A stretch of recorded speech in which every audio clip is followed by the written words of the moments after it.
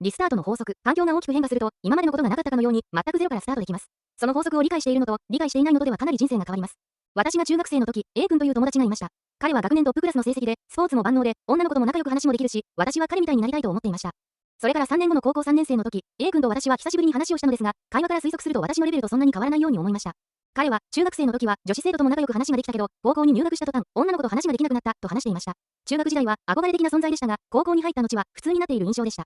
B 君の話をしましょう。B 君と A 君と私は、同じ高校、当時三重県では学校群といって2つの高校がセットになっていたのですが、お受験しましたが、残念ながら B 君だけ合格できませんでした。それから3年後、B 君は、悔しい気持ちから一生懸命勉強したのだと思いますが、東京にある合格するのが非常に難しいと言われる大学に合格していました。次に C 君の話をしましょう。C 君の中学時代は私と同じぐらいの成績で、ギリギリ高校に合格してきたようでした。しかし、1学期の中間テストではクラスで上位でした。その後も上位の成績を維持していました。高校に入学した途端、変身したかのように変わっている人がいる、ということです。もちろん、全員が変わっているわけではありません。しかし、高校に入学した途端、中学時代とは変わった人が意外と存在したのです。また、比較的小さい環境の変化でも変身することは可能です。先生が変わると、成績が上がったり、下がったりした経験がある方も多いのではないでしょうか。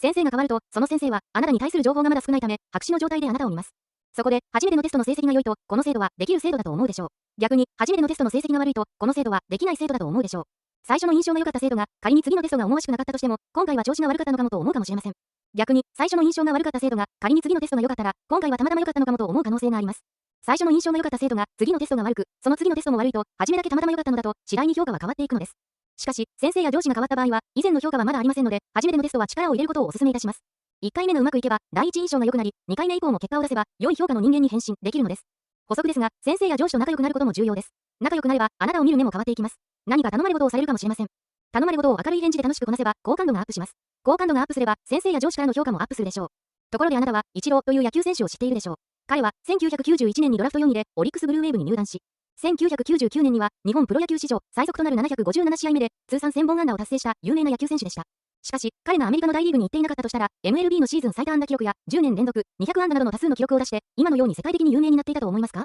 彼は、環境の変化を利用して、自分を成長させたのです。先生や上司が変わった時、学校が変わった時、職場が変わった時、卒業した時、などが、人生のレベル、基準を飛躍させる絶好のタイミングなのです。あなたは、このタイミングを逃がさないようにしてください。あなたは、将来どんな人になりたいですか？有名な学校に行きたいですか？プロのスポーツ選手になりたいですか？一流のパティシエになりたいですか？お金持ちになりたいですか？卒業をするタイミングは、特に人生というゲームの中で、現在のステージをクリアすることを指します。卒業後は、草原のステージに進むかもしれません。氷のステージに進むかもしれません。炎のステージに進むかもしれません。ゼロからのスタートなのです。誰しもが、無限の可能性と、能力を持っています。環境の変化を利用して、あなたが新しいステージで活躍することを期待しています。質問1、卒業や転職などで環境が変化するとき、あなたはどのような自分に変身したいですか？